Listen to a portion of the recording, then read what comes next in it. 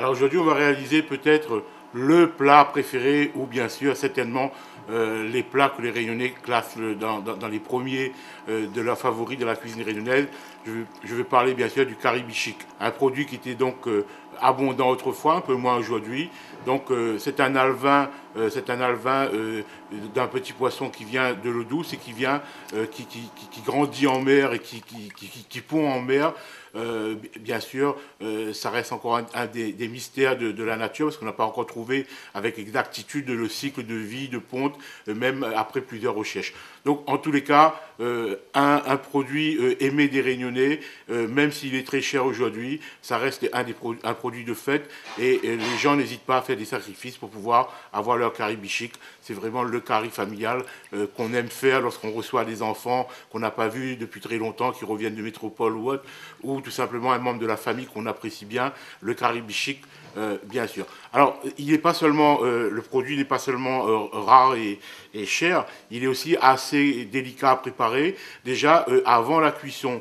Donc il faut bien le laver à plusieurs eaux, dans beaucoup d'eau, et de brasser avec les doigts, de récupérer les bichiques entre les doigts et de le déposer dans un autre récipient afin que tous les petits galets, les grains de sable qui peuvent se trouver avec les bichiques restent au fond du récipient. Donc on va renouveler cette opération au moins 2 ou 3 fois pour être sûr de manger donc, ces alevins sans la présence des petits cailloux. Une fois qu'on a fait cette première opération, il y a une deuxième opération qui est aussi importante. On va donc rajouter dans ces bichiques, avec, bien sûr, on va les mettre à tremper dans de l'eau, et on va rajouter une poignée de gros sel ou de sel fin, et environ une cuillère à soupe ou 2 cuillères à soupe de vinaigre blanc. Et là, on va attendre quelques instants, on va les brasser légèrement, et cette opération, cette action, a pour but d'enlever la petite glu, hein, la petite substance visqueuse qui se trouve sur les bichiques.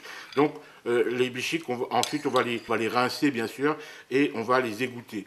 On va les égoutter fortement parce que bien entendu, hein, la clé de la réussite au niveau de la cuisson des bichiques, c'est une cuisson sans eau. On ne met pas d'eau dans un curry bichique, on ne le répétera jamais assez, c'est un curry qui se réalise sans eau. Une fois qu'on a lavé les bichiques, donc on va le cuire en curry, alors donc tout simplement avec des oignons émincés.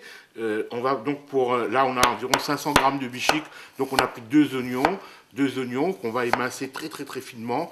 On va prendre l'équivalent de 2 tomates et on va écraser dans un mortier, dans le pilon, du piment, du gingembre et de l'ail à volonté. Alors, quand je dis à volonté, bien sûr, il ne faut pas trop pour masquer le goût des bichiques. Donc, on va mettre à peu près 1 centimètre de gingembre, facultativement. Il y a des gens qui le réalisent sans gingembre. On va mettre quelques grains de piment. Là, c'est vraiment... il y a des gens qui ne peuvent pas concevoir, et je fais partie de ceux-là, un caribichic sans piment. Donc, on peut mettre 1 grain s'il le faut, mais on doit réaliser le caribichic avec du piment.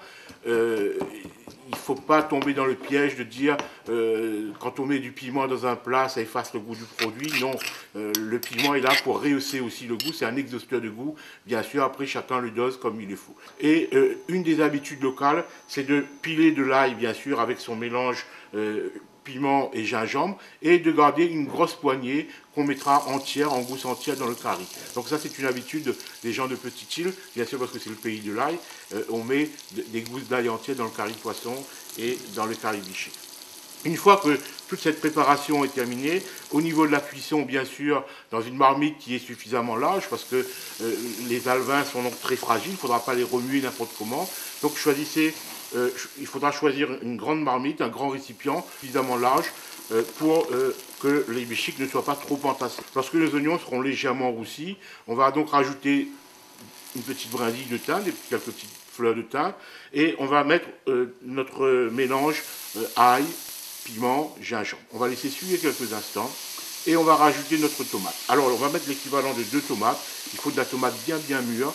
On va la laisser bien compoter et bien sûr on va rajouter un petit peu de sel et du curcuma. Lorsque la tomate sera bien compotée, elle sera bien cuite et tout, à ce moment-là on va mettre nos bichics bien égouttés.